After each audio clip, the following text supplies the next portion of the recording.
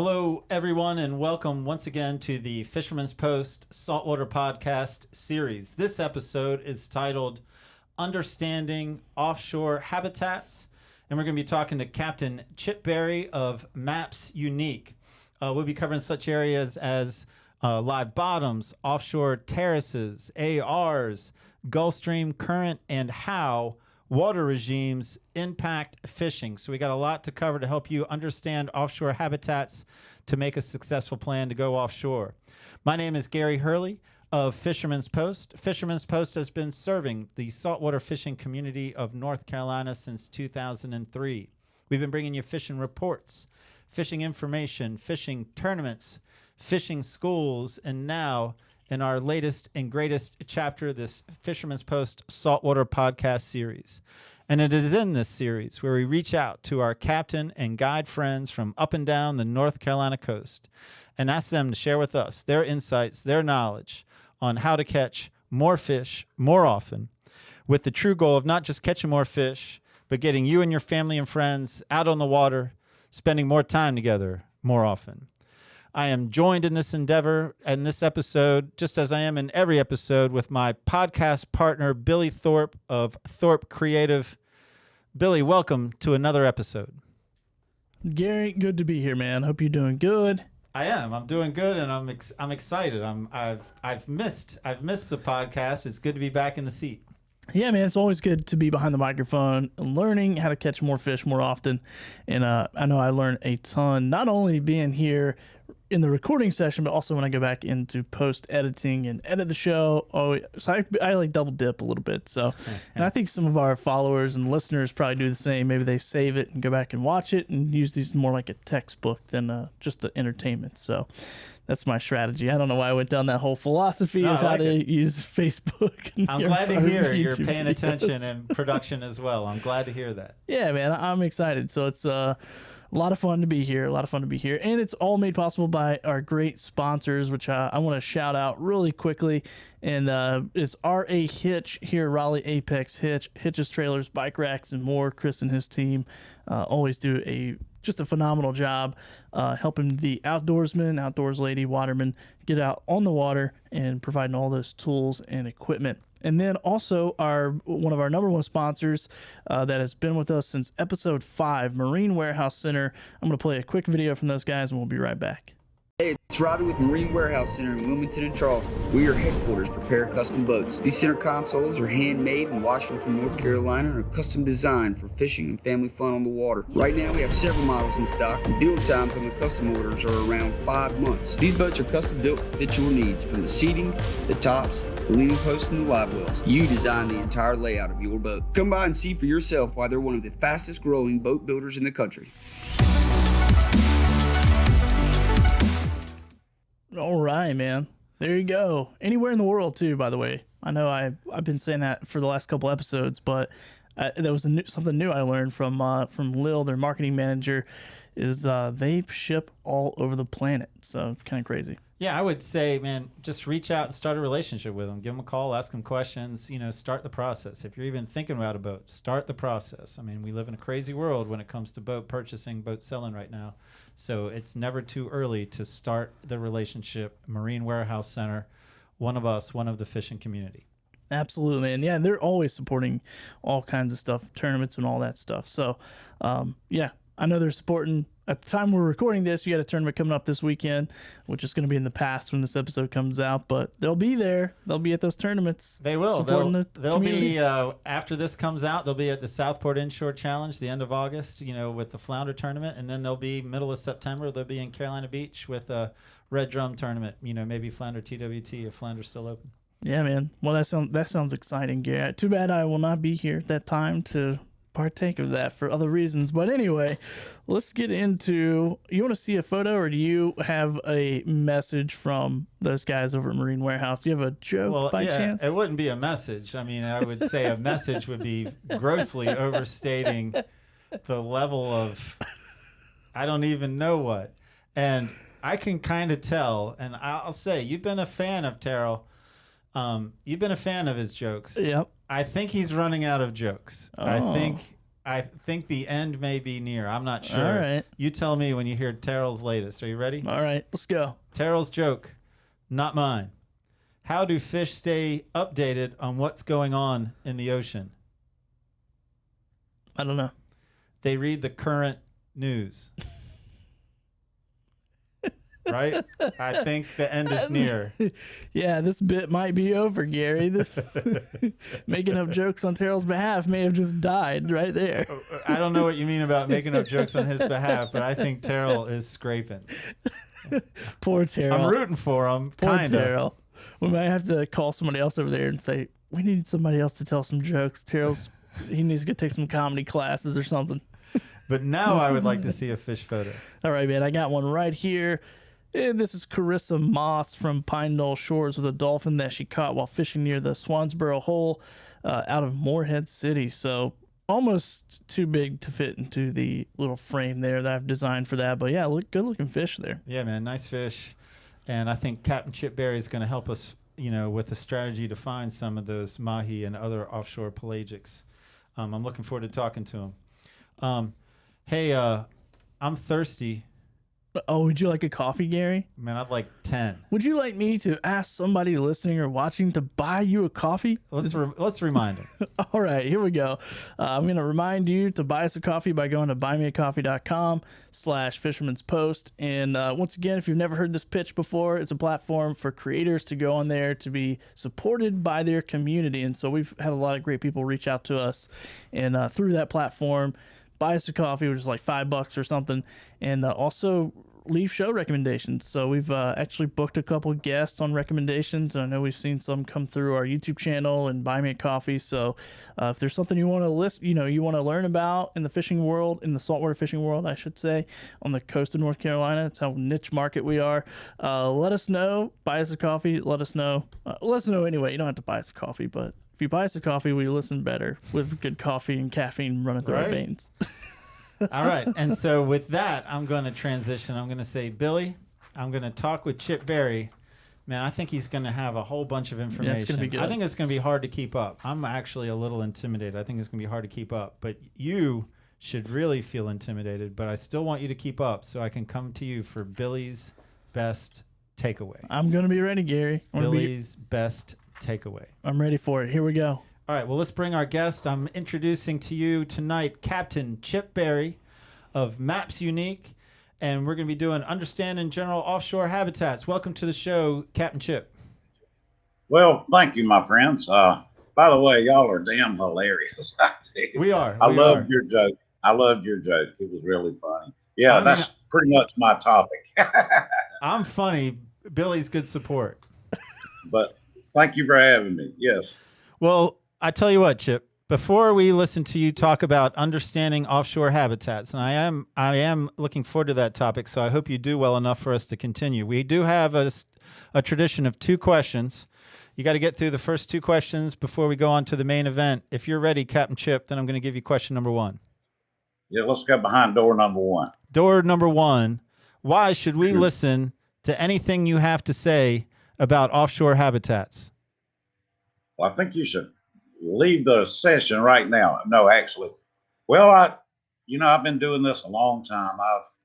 I've been fishing for 45 years, been offshore doing that most of the time. And I really put Maps Unique together to share that kind of information with my fellow fishermen. And I still do it because I still love it. And I just like to, share my knowledge and so forth. So I just still enjoy it. The offshore is a beautiful place. It's a different world. That works for me, man. I like that answer. I'm ready for door number 2. If you're ready for door number 2. I'm scared of door number 2, but go ahead. Well, it's actually a trivia question. And, to be clear, I had to look it up. I had no idea, but I figured with your maps background, maybe you know the answer, or maybe you can get close. Chip Berry, when was GPS made public and free? Oh, well, let's see. I switched over from LoRaN to GPS when they had dual systems.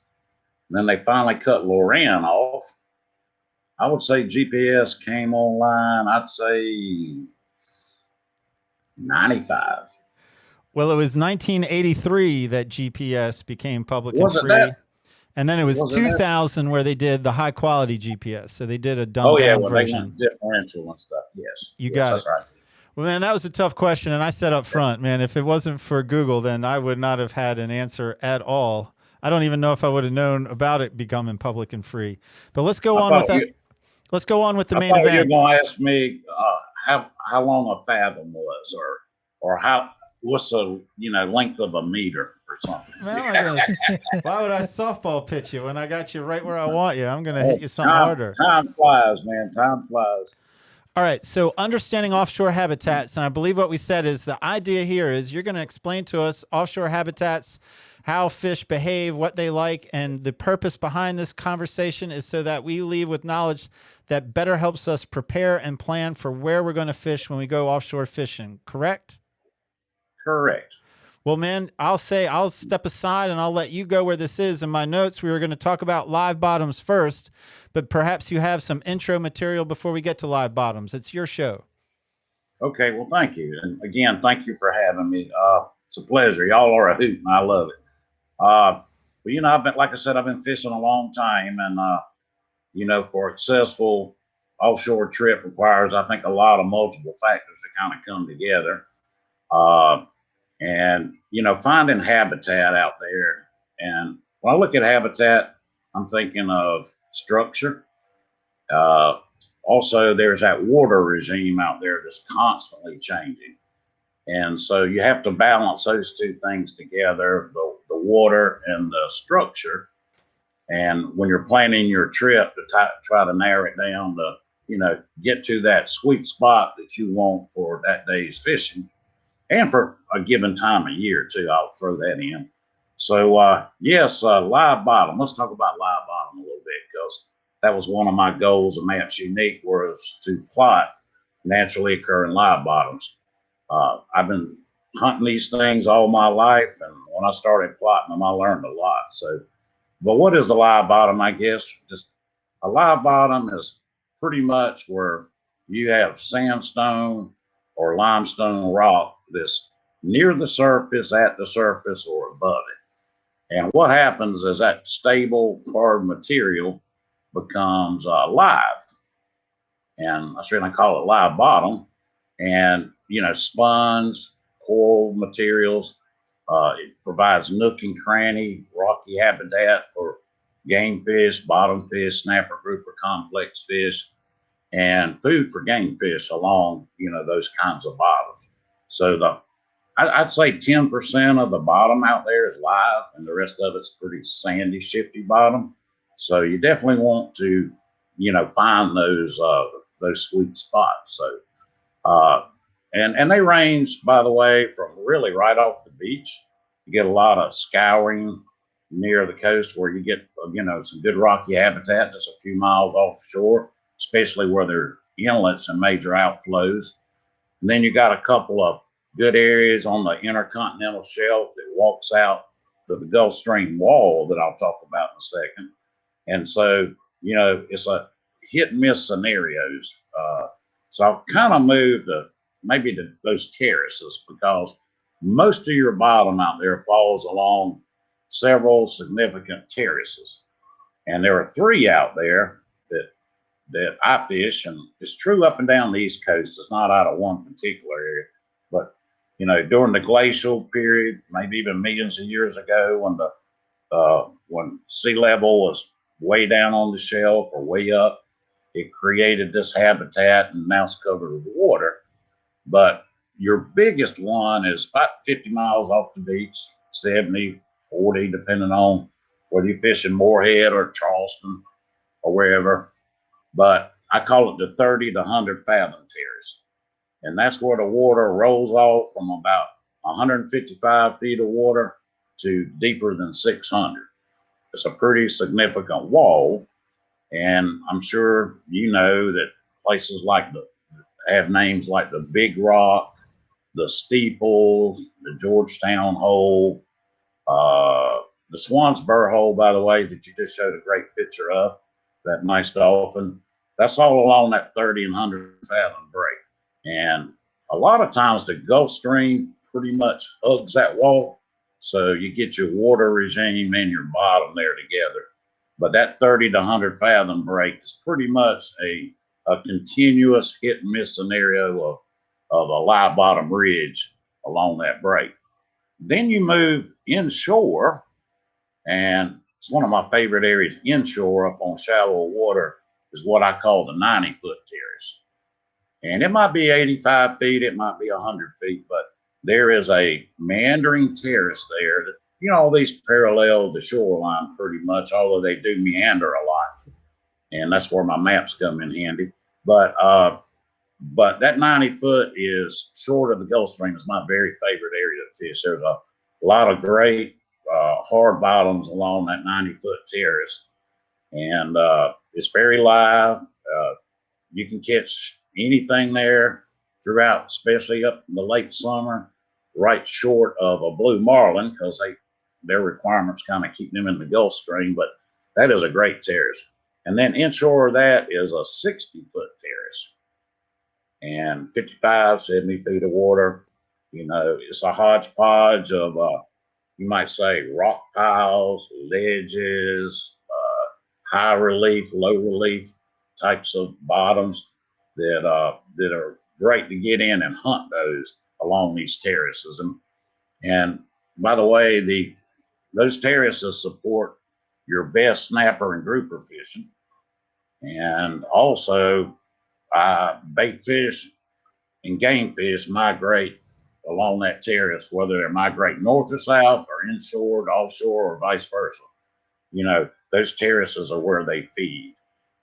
That's where the bait are. So with that being said, I might just stop for a minute and see if you have a question. Yeah, I guess a couple of questions come to mind. So those terraces that run basically parallel but meander a little bit. So you're saying that those are kind of like highways that sort of hold fish traffic moving, whether it's moving south to north or north to south. Did I understand that correctly? Yes, you did. And that brings up another one. You know how king mackerel in early spring are way offshore on the break Yep. and the water's too cold inshore. But when they start moving inshore, they tend to settle on those terraces. And, you know, to eventually end up right off the beach, you know, in the later summer months. So, yes, that's a migratory highway. You nailed it, brother. Migratory highway. I'm gonna start using that. All right.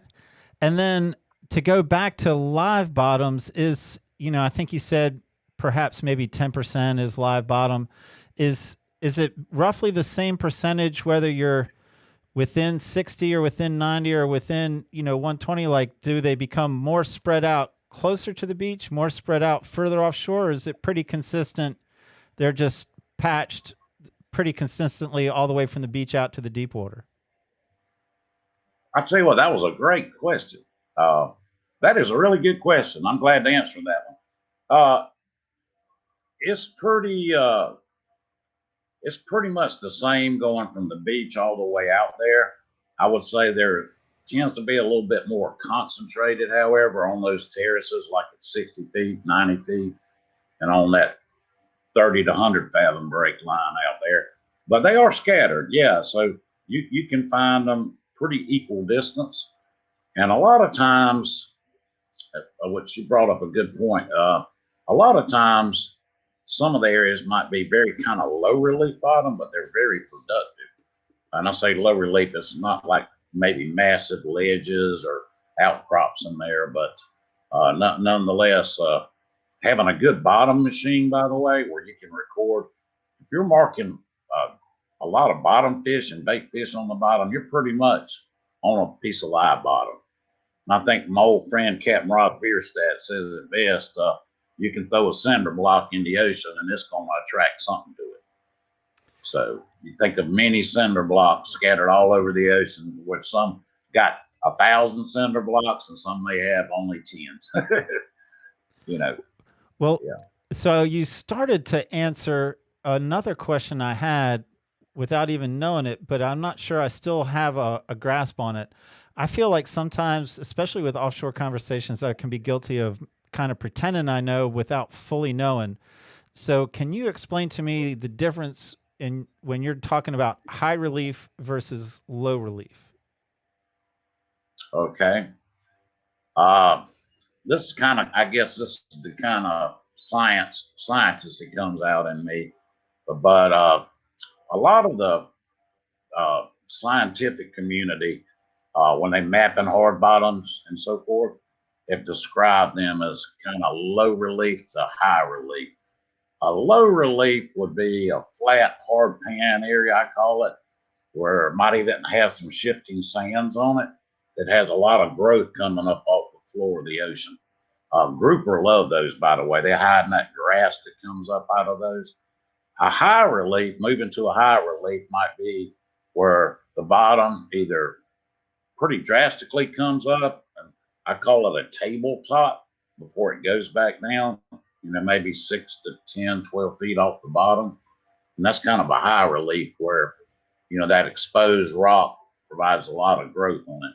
Although the top of some of that high relief can be pretty flat on the top. Again, if you're marking a lot of bait and bottom fish on it, and you roll up a tabletop, I call it a high relief bottom, there's some really good fishing there. Okay. Yeah. If No, that yeah, answered that. Yeah, you did. I can digest that. You're bringing a little of the science out and scientific me out of me right now. But yeah, that's a good question. You got some really good questions.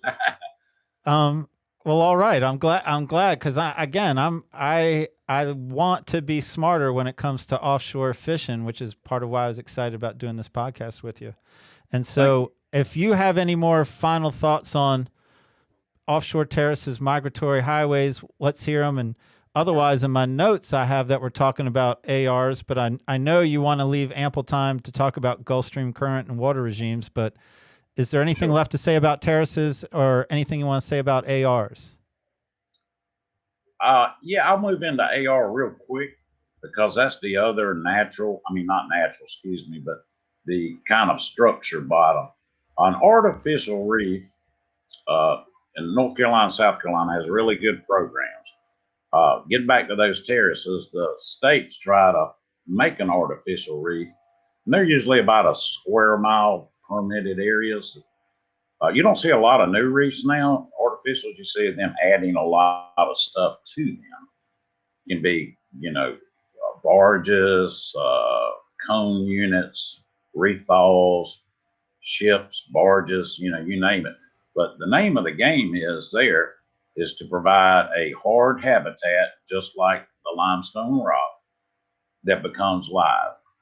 And those areas over time, that growth builds up on them. You can hardly tell even what they originally were because it'll create a natural reef on top of that structure once it gets going.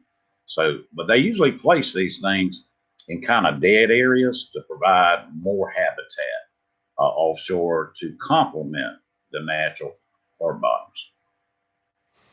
I follow. And I feel like that's sort of something I've noticed where they're adding more to existing instead of creating brand new ones. And so this is all great. So now we understand, we've got a foundation in ARs with terraces, with, live bottom. But as you pointed out, all of those exist from the beach all the way out. And so that's a whole lot of water. And so now is when I think you're going to tell us about Gulf Stream currents and water regimes and how an understanding of how that works and how that affects fish can help me plan where I want to at least start my offshore fishing day the next day. Is that where we're headed? Yes. That's my favorite. All right. I'm excited. What do you got?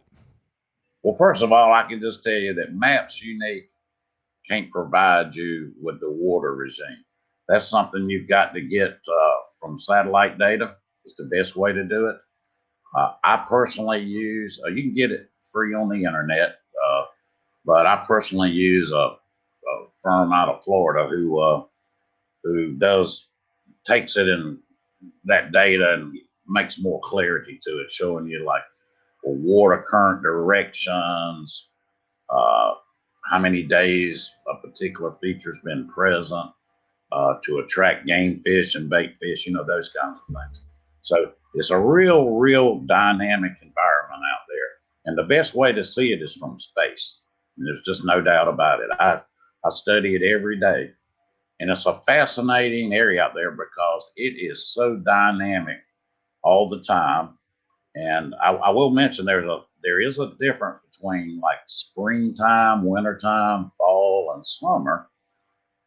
You get less variable temperatures out there, but you still get the things that make the fishing good, like boundaries out there that show like a water clarity change, going from, let's say, green to mixed blue water into true Gulf Stream dark blue water, purple water, I call it. And those edges along these current boundaries are what we're looking for. And that also pushes the weed lines, your sargassum lines together, or your weed mats. Fish yesterday ran across some good grass lines out there, and that's where the fish were. But yes, in the springtime, even though in the late summer, you won't have very much temperature variation out in the ocean. It's very hot everywhere, but you can see those color differences and find those weed lines by looking at just a minute change in temperature or water clarity out there. And that data is, by satellite. So that's what I look to find. Then I narrow it down to good bottom underneath those areas and plan my trip. I would like to maybe just mention, well, let's move inland because some people just fish right off the beach, and that's fine. There's work changes there too, just by what comes out of inlets, fishing tide lines, we call them. And very productive change. Any change is where bait fish are concentrated and game fish come in to feed. And that's where you need to be hunting, right where they're hunting. And it's not uncommon for a dolphin to hunt or a billfish to hunt, 100 miles a day working these edges of these current boundaries. But inshore, a lot of times it is affected by the Gulf Stream, but the inner shelf waters, like let's say 15, 20 miles off the beach, sometimes you see some big boundaries between water masses colliding with each other. What causes them is pretty complex, but the real big deal to me is the Gulf Stream current. And just tell you a little bit about that because I find it, well, first of all, the Gulf Stream has 20 times the flow of all the rivers in the earth combined at any time. It's an amazing, salty, blue water that comes, I won't get technical here, but basically, you got a current that comes out of the Gulf of Mexico, and then the Caribbean current. The one in the Gulf of Mexico is called a loop current.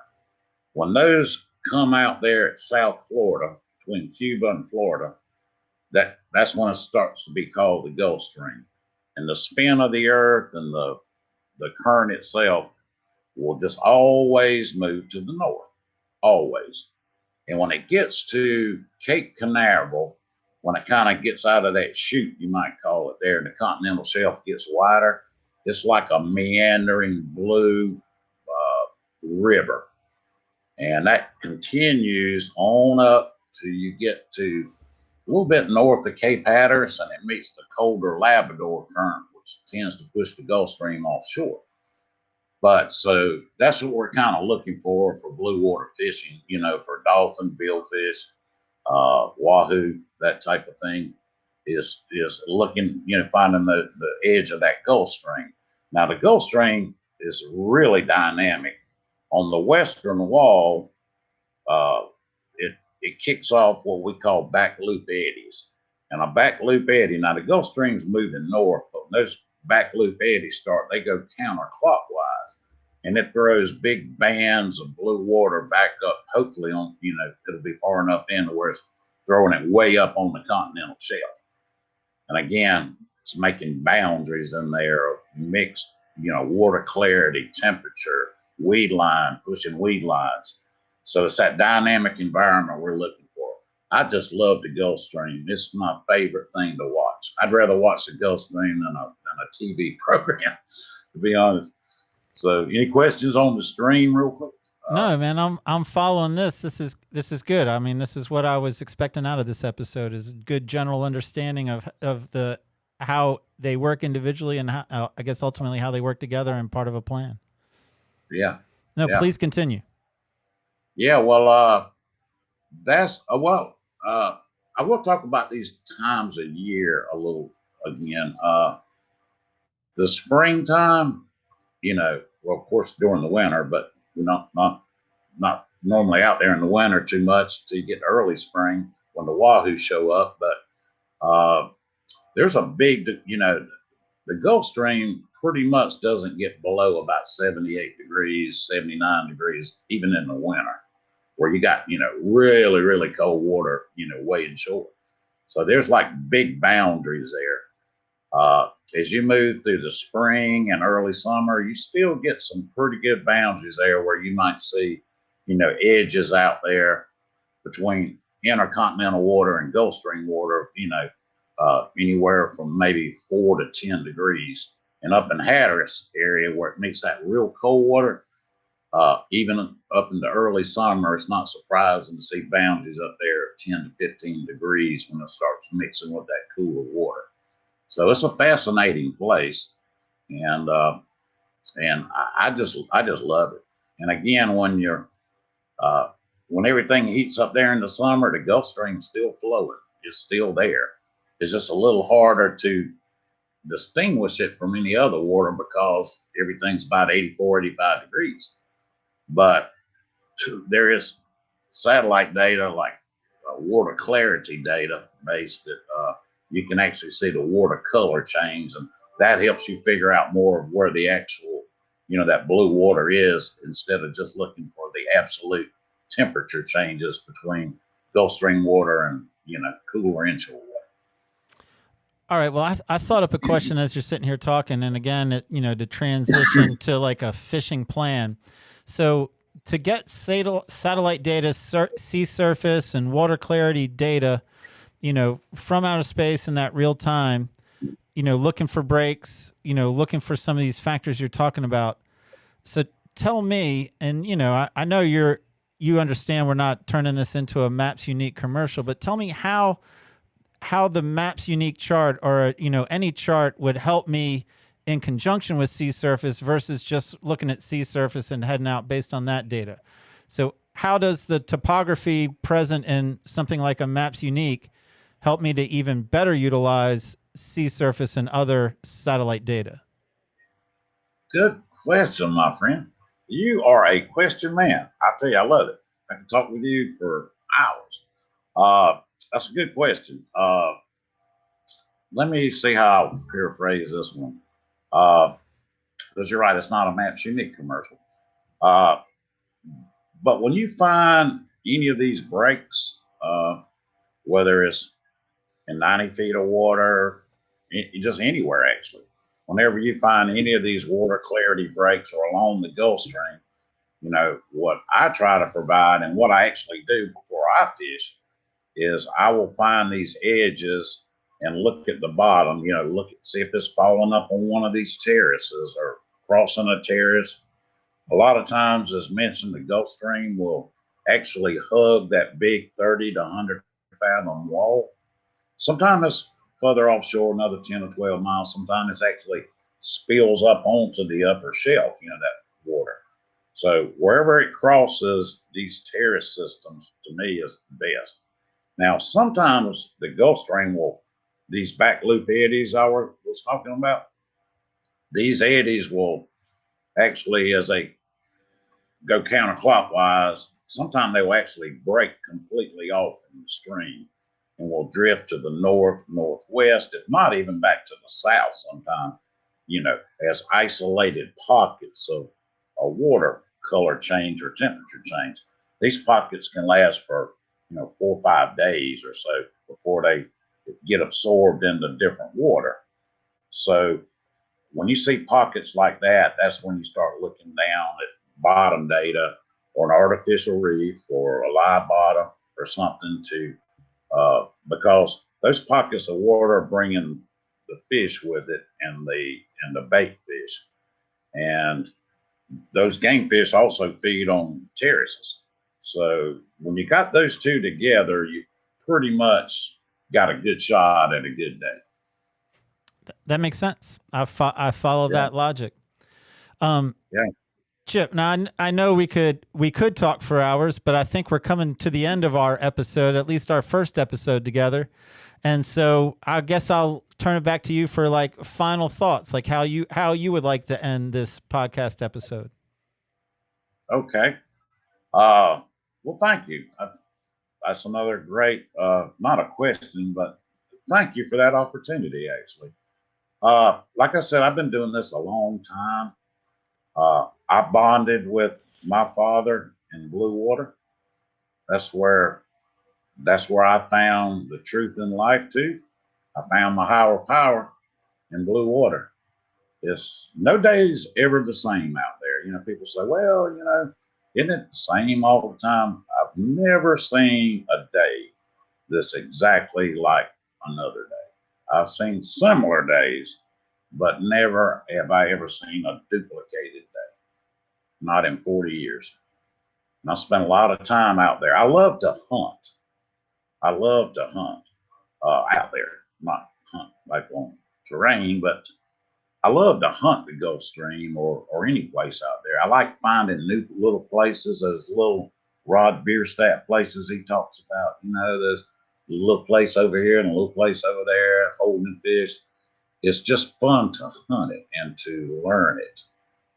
And if I had to say anything right now, I would have to say I'm pleased that I'm pleased with kind of where conservation of fisheries is going. I'm not going to get political here, but I think that people realize that it is a system out there that needs good management. It needs conservation. People need to do their part in releasing fish. Just bringing back what you need for the freezer and have a good time. But bonding with your friends and family out there has been my passionate.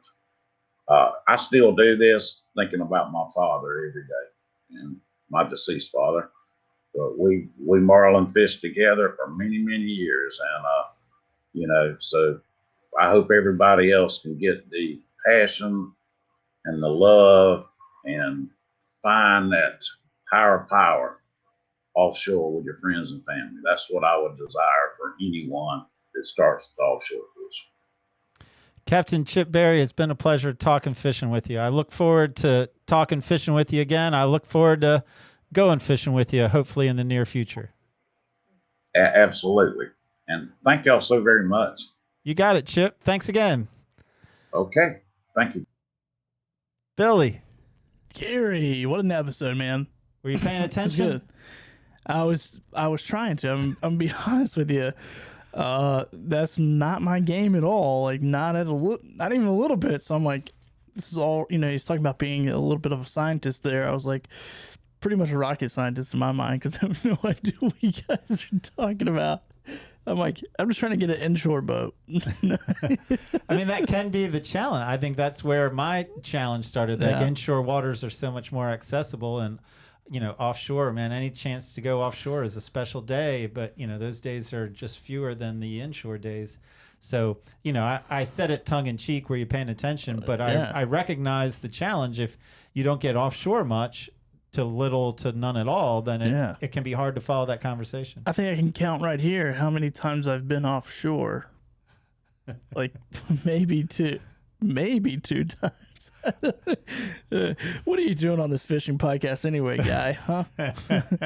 I'm more of a producer anyway. All right. So, but do you have a best takeaway? We're not talking. I don't know. I don't think. I'm trying to think because all that stuff was new to me. So I'm sitting here going, yeah, I'm gonna go look at this tool that he has and see what even all this stuff means because I literally don't have I guess it was all a best takeaway. I mean, that's a cop out, I know, but I don't know. Well, I'll say that I have his Nav Unique product on my GPS on my 22-foot bay boat. So you don't have to be a Gulfstream guy. You don't have to be an offshore guy. You know, I have hundreds of numbers, if not thousands of numbers now on my GPS. And even though that my boat while I might take it further than 10 to 15, like really that's sort of where I am, but it has given me a lot to start with. I mean, you still got to go out there and you got to make your observations, but you don't have to be an offshore guy to get value out of the product, because he's got a lot of stuff, even within 0 to 3 miles of the beach. And I did learn one more thing, Gary, that you ask really good questions. I do. I am very good. I'm funny. I'm hilarious. It was good. And I asked very good questions. Dude, it was probably one of the few conversations, because I think everyone knows, even if they listen to this podcast or watch it or know me in the fishing community, I'm not like the best angler, most efficient angler, but I can typically understand a conversation pretty much, like 80% of a conversation. And I literally was like, I don't know what in the hell these guys are even talking about. I'm like, I gotta find somebody else for these offshore shows so I actually know what's happening. No, it was good, man. I enjoyed it, and it was good to be back in the seat. It's good to be doing another episode with you, man. Absolutely, man. Well, we'll see you in the next episode. Once again, I just want to shout out to Marine Warehouse Center and also R.A. Hitch. So really appreciate those guys sponsoring this episode. So go check them out, support them, because when you support them, they support us and you support us. Anyway, and go buy Gary a coffee. He's looking a little sleepy. All right. We'll see you guys in the next one. Fisherman's